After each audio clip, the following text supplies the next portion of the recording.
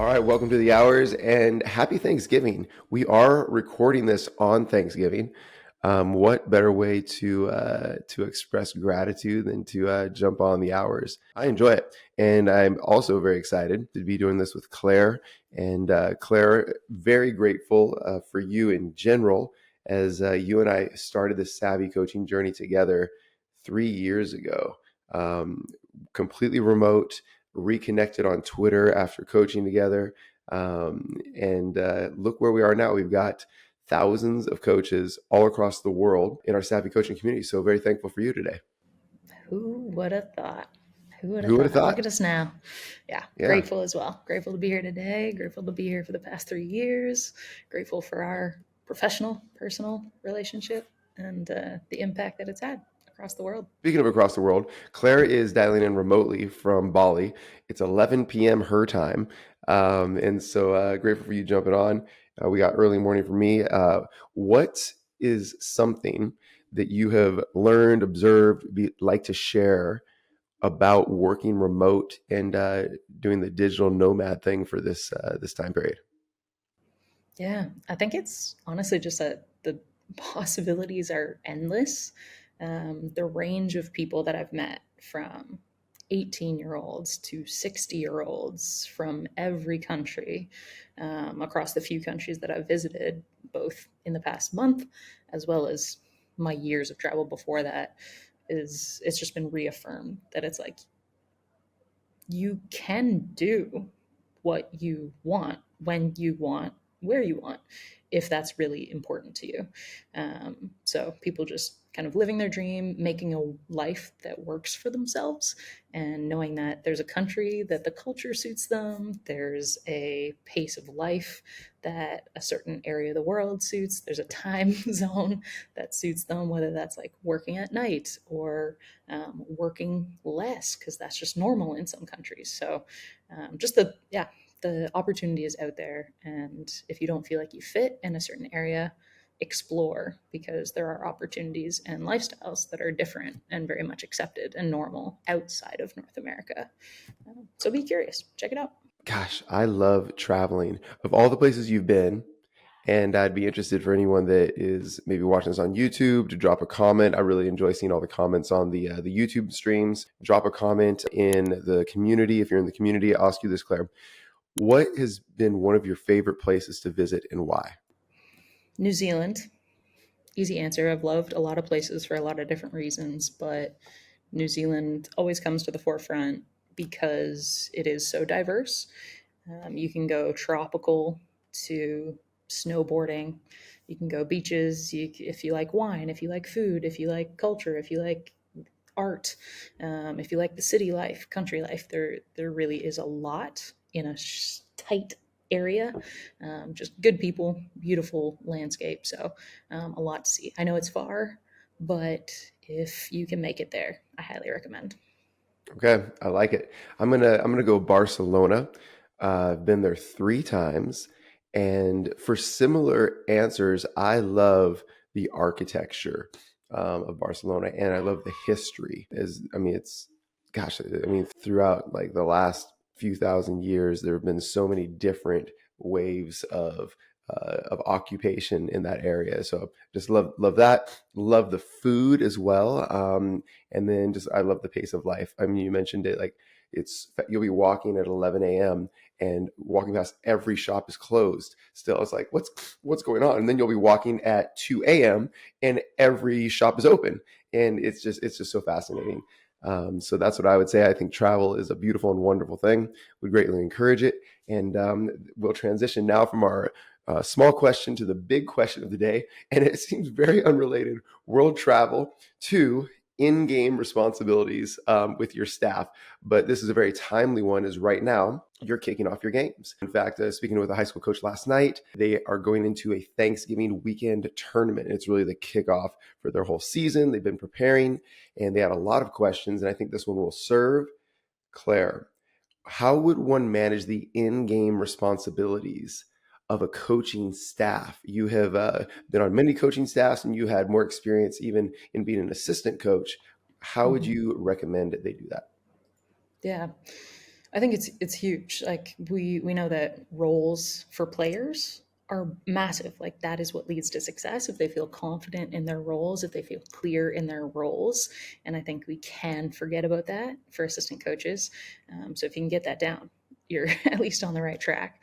So I have three main things that I would suggest for that, and I'd say these are in priority because I know some of the coaches we work with, they have no assistant coaches. Others have a team of 10 paid volunteers, like this whole combo of support. Watching Um, NBA right now, it blows my mind. I think there's more staff than players.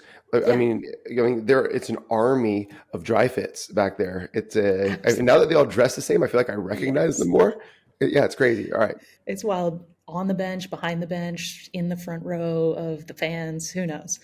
Uh, yeah. So I would say, okay, number one is if you have someone to connect with players. I know some head coaches that is their vibe. They like to connect with players, but ultimately you don't have time for that in the game.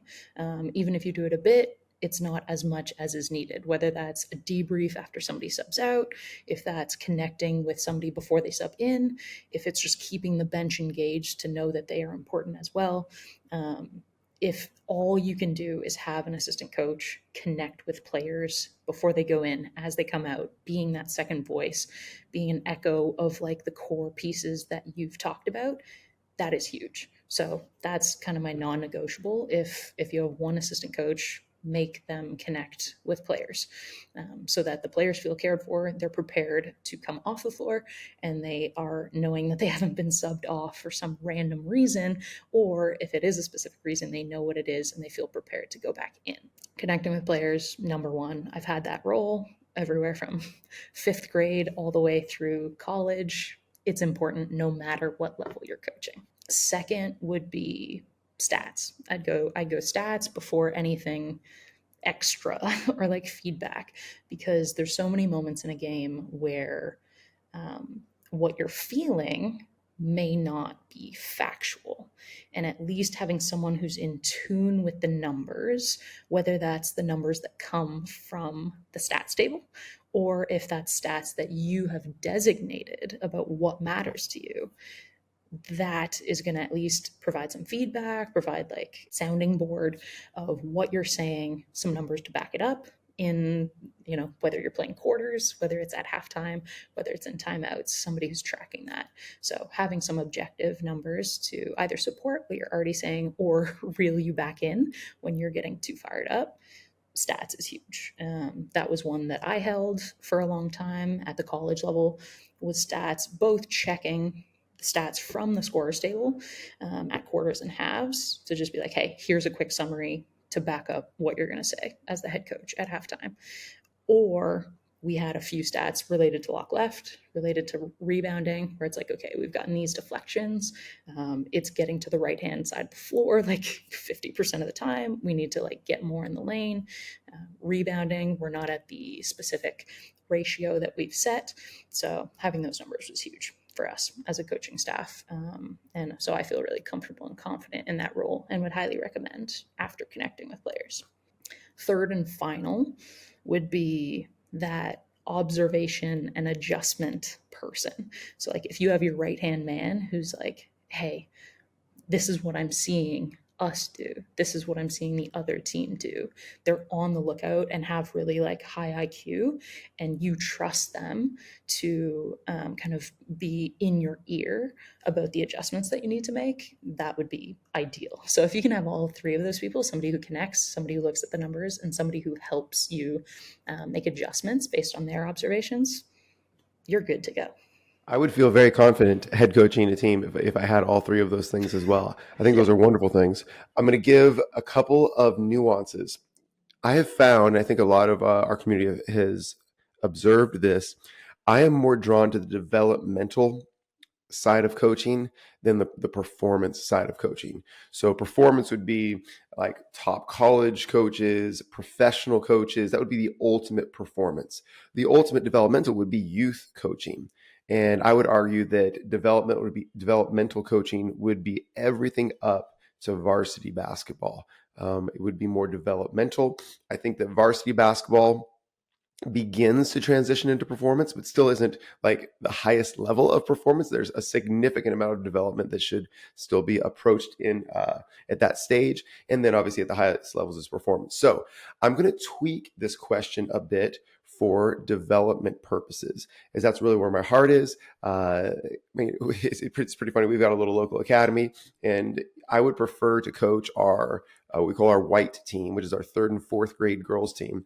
I prefer to coach that team than our national traveling high school team.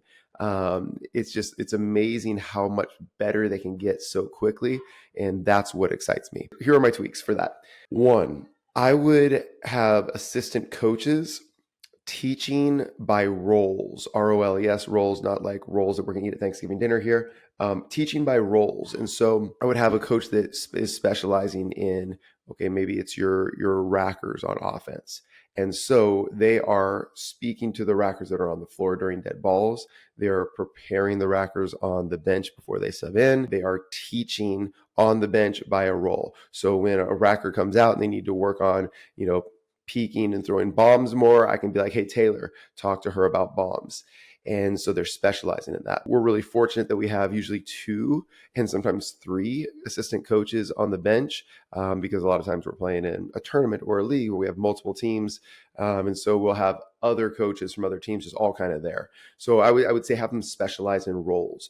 The 3 roles that usually we kind of trended towards would be like what we call a wall or more traditional big specialist who's going to be talking about rebounding, who's going to be talking about burn cuts, who's going to be talking about screen setting, more traditional there, so they can really dive into that. Usually someone that's more like, your primary ball handler, what we call a racker, they might specialize in that. And then the other one is really going to be more of like even a defensive focus, who's going to be like our wolf or our lockdown on ball defender. So those are my 3 favorite roles for teaching. So that would be one development variation. Another development variation would be an emotional coach.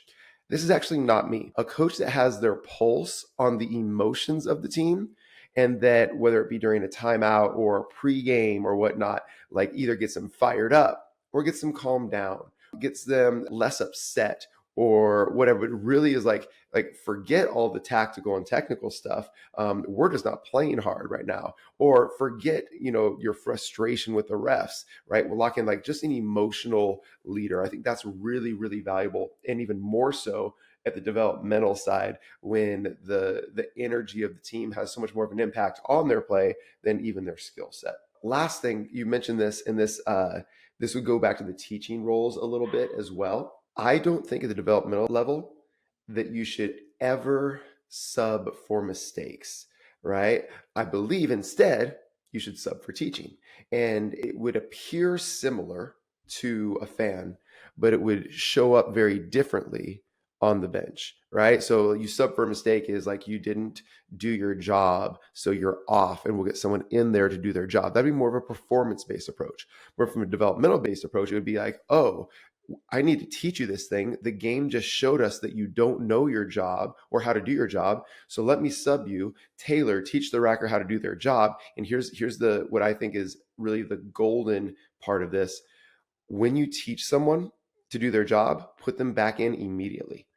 So Claire's not doing her job as a racker. She's not throwing any bombs. She's dribbling with her head down, right? Claire, sub. Taylor, teach her how to throw bombs. Taylor, is she ready? 30 seconds later, put Claire right back in. And there's a couple of reasons for that. One, they know they're not being subbed out for the mistake because we're not leaving them out as a punishment or consequence. 2, they get a chance to then change it right away instead of sitting for 5 minutes. So they're more likely to add that to their long-term skill set, right? And then 3, I think it builds like just trust between you and the player. It's like, hey, when I get a sub, it's not hang my head for punishment. It's eyes up and heart open for coach. Exactly. Right. So those would be a couple of tweaks for just in-game responsibilities and how to use the staff as well. It makes me excited. I've seen it obviously with our club, with the teams we work with. 2 things that got me excited partially with that. One is just so you're talking about development being all the way up to varsity. And one thing I appreciate about Canada basketball, like growing up in Canada, getting my coaching certificate in Canada, I know some people think like the levels are tedious, but part of what I had to do to get my, even to be an assistant coach for a 15U club team, was plan out how you would sub, like what would designate a sub and why. And you had to submit that to an evaluator. So even if you don't use it, you've at least thought about it. And that international scope, like even Canada to the US, but even like in some of the calls that I've had with some of our SAVI coaches in the past 2 weeks, I've had calls with a coach from Australia, a coach from New Zealand, a coach from Vietnam, a coach from Europe, and a coach from Canada and the US. Like, we are seeing different styles of basketball, that people approach these things, subbing, coaching, staffs, offense, defense, skills, very differently. So that just got me excited.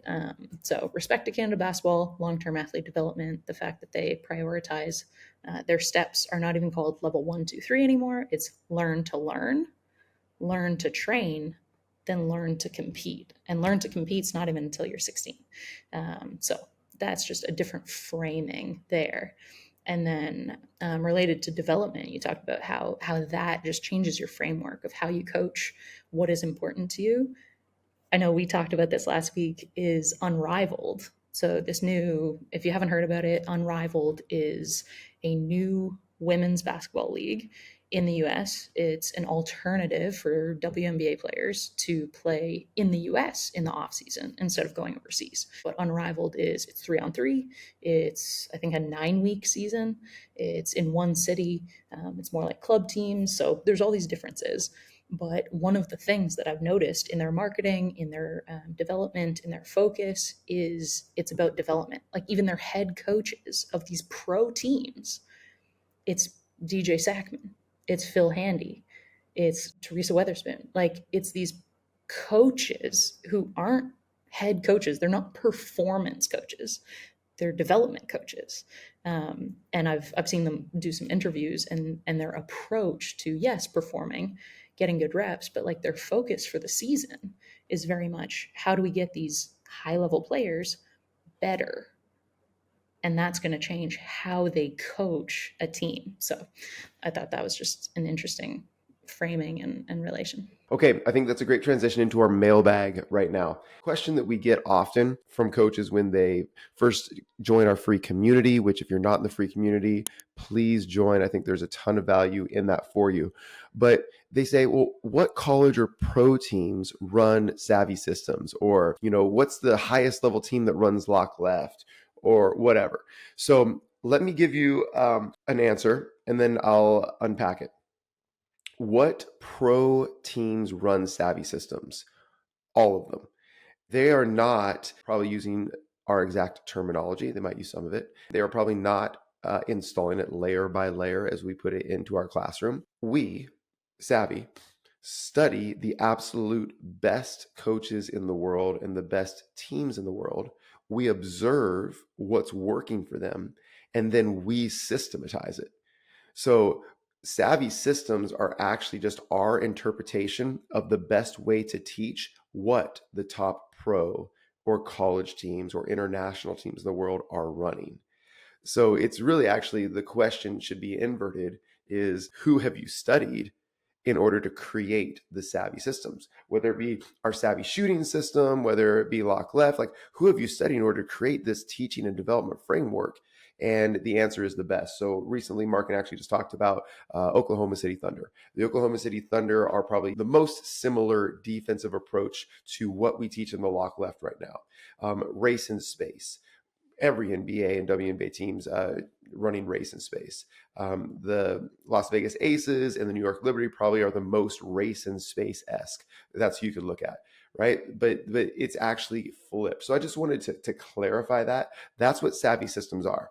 SAVI Systems aren't. We created this thing in a vacuum, and let's see what other coaches and programs are going to do what we say. SAVI Systems are, let's look at the ideal, the absolute best in the world, and let's help the majority of coaches and programs get closer to that level of excellence. Yeah, I agree. And would say some of the teams we've mentioned in the past that have run something similar have changed. Yeah.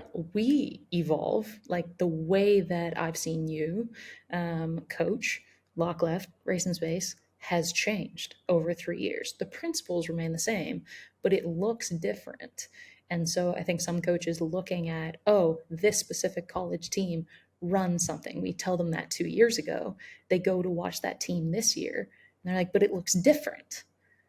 They have different players. They're playing in a different conference. Like some of the principles stay the same, but they're not running the system as one would just lay it out, blank slate or copycat. So that would be my addition is like these teams at the highest level that you want to emulate are evolving with the times, just as we are evolving how we articulate it, how we teach it, what drills, what we emphasize. Like, again, the principles stay the same, but how it comes across in games and against opponents that are also evolving looks different. So if we say a Yeah. specific team, you're going to look at them and it's going to look different year to year as well. So not to not study film, not to not look at these teams, but just know that the best coaches out there are evolving and it's going to look different year to year. 3 years ago, we called a transition role a bear. And this transition role was a player that would get back and protect the cave being the smile by the rim. So it's called the bear.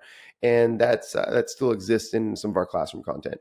I have since changed the name for how I teach it, whether it be an install. I'm going to North Dakota to go install lock left tomorrow, or with our local academies or online. I now call it the wall. Bear has gone to wall. Why has Bear gone to wall? Well, here's why Bear has gone to wall. One of the most common errors and weaknesses in our lock left defense across all teams was having a defender in the half court throughout the entire possession that's occupying the smile or the defensive charge circle. And I said, okay, well, Bear kind of worked to get someone there in transition. But then once they matched up, we often did not have a defender actually building a wall between the ball and the rim. And that's really important. It's a weakness. And so by changing the name, it was in line with kind of changing a greater emphasis and focus. We must always have a wall, not just in transition, but throughout the entire possession. And so we renamed the role the wall so that we understand this person might be the wall first, but there's always someone on the wall in the lock left defense. So that would be an example of an observation of a weakness of the system and us attempting to address it. So that would be why things change, why systems change, and an example of what Claire was talking about. Hey everybody, this is Tyler, and I'd like to personally invite you to join our free SAVI coaching community. Post any question you have here in our chat and get your questions answered, as well as get access to all of our free resources in our SAVI community. We've got it all here for you. So click the link below and we'll see you inside. Okay, Claire, question for you. Question comes from coaches. It comes a lot. Actually got this one on YouTube just yesterday as well. What would you suggest doing for pregame warm-up? Might be our most common question. I love it. I love it. So I know we've answered this a lot where it's just like, hey, what do you want to emphasize? What does your team need to be prepared? What is your offensive system? Who are your players? What reps do they need? So what you do in pregame is going to change related to that because it's going to be what you do in pre-practice. But my go-to tangible is honestly attack training. From the time that we've started doing this, every single place that I've gone, every team I've worked with, every game, every practice, I've done some variation of attack training. So if I can get real tangible, other than the whole range from it doesn't matter to do what matters to you, is attack training is so versatile. And what I mean by that is really just some sort of setup where there's people getting reps on both sides of the floor. There's somebody kind of taking it out of bounds or is short corner. There's somebody in the corner. There's somebody up top or on the wing. And you run what you need out of that. So if that is emphasizing your close-offs, if that's emphasizing being on the wall, if that's emphasizing being in the gap, like your defensive principles, you can rep that out.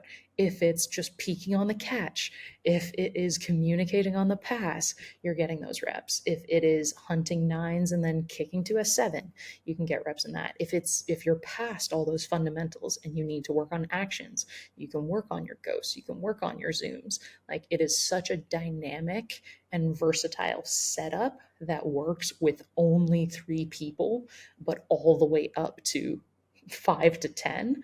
That just do it. You'll find your variation and play around with it that you can do in practice, you can do in a game. Your players will know the organization and then can just communicate what exactly the skill is that you're doing for that 2 minutes. And then keep that setup and just emphasize something different. You can get competitive with it or you can focus more technique with it. So that's my Yeah, go-to. beautiful. For those of you that aren't familiar with attack training, this is a quick visual of the setup of it. It's in our drill book with all variations.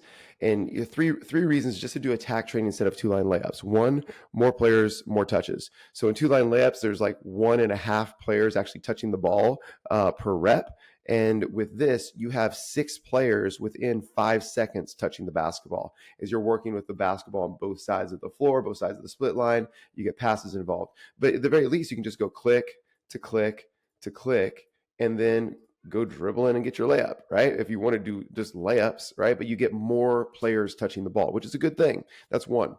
Two, there's more of an emphasis on passing than dribbling, which is in line with our principles, right? And then 3, it's attacking from our shape or our spots on the floor.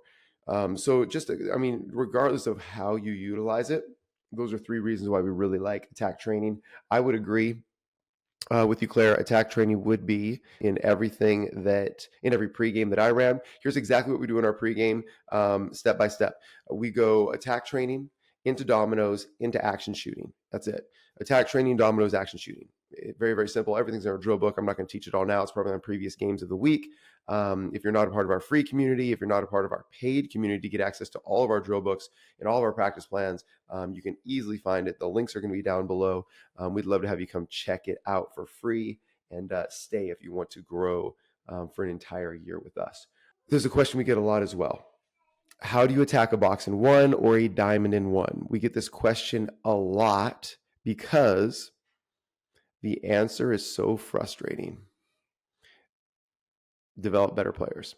The only reason a team is going to box and 1U or diamond and 1U is because you have one really good player and a bunch of other weak players, or just a big difference in skill. And guess what? Every way that you would attack a box and 1 requires more skill from your other players. There is no silver bullet for this other than get better. Now, there's little things that you can do, but here's what you don't see at higher levels of play: box and 1s and diamonds and 1s, because at higher levels of play, you have more skilled players at every position, and it opens up a lot of advantages for the offense on other sides of the floor.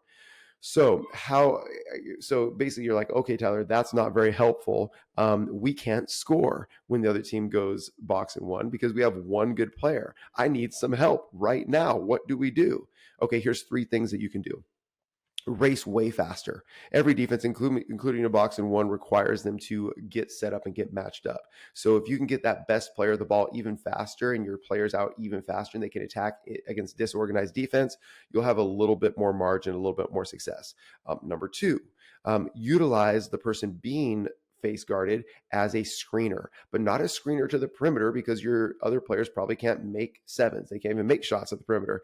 So use them as a screener to set back screens or flex screens to get players for 9s. So use them as a screener for players to the rim, or maybe like a cross screen for a post player coming to the ball side to be able to catch and shoot a 9. So have them screen for 9s would be idea number 2.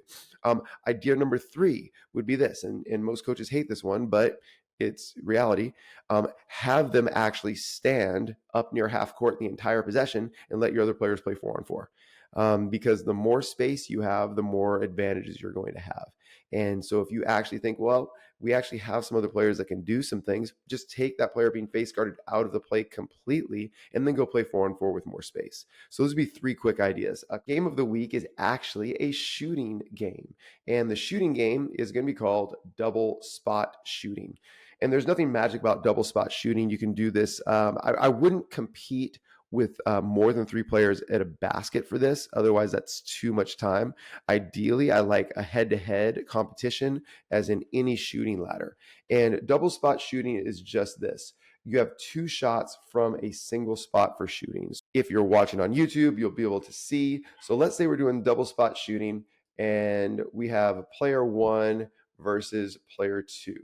All right, everyone else is at a different basket. So let's say we have two players at a basket. They're doing a head-to-head shooting competition. We're on an even shooting day. For those of you that are familiar with our shooting ladders, you can compete for any amount of spots. Let's say we're competing on 5 spots today for double spot shooting. So we're gonna actually start in the corner, and we'll be going high wing, we'll be going top of the key, high wing, and corner. All right, now we got 2 spots.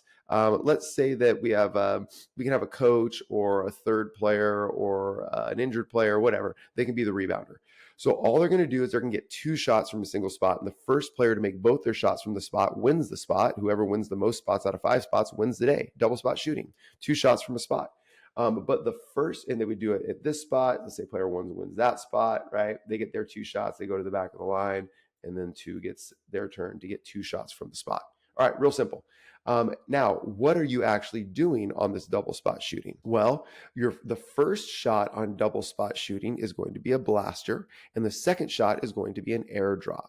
So they have to make a blaster and then an airdrop on double spot shooting. All right, here's an example of a blaster. A blaster is where you blast the basketball between the feet, and then off of the bounce, I'm showing this for those of you on YouTube, off of the bounce, you have to release it. That's a blaster. We'll take a look at Camille here shooting a blaster. You blast the ball between your feet, drop the hips over the ball comes off the ground and off your fingers in one smooth motion.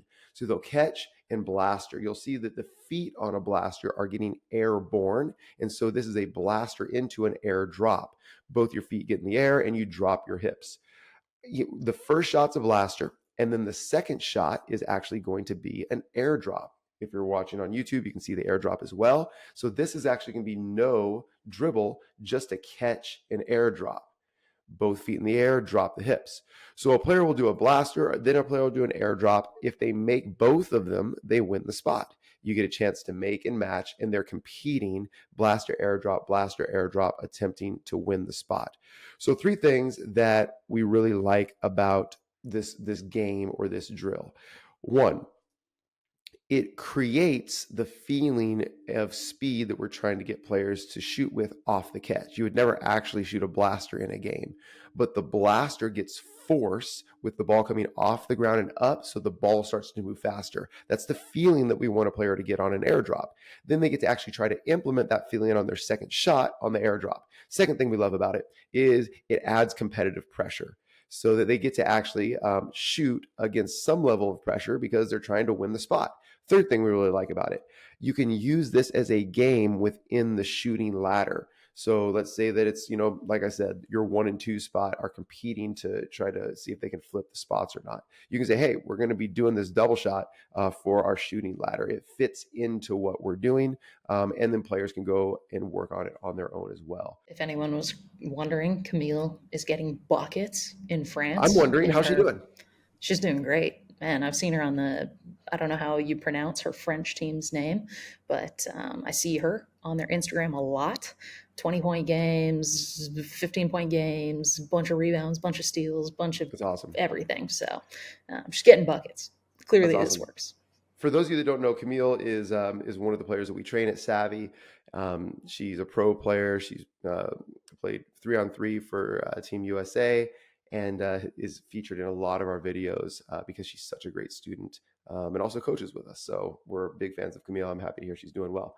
Okay, Claire, take us into the Teach Better.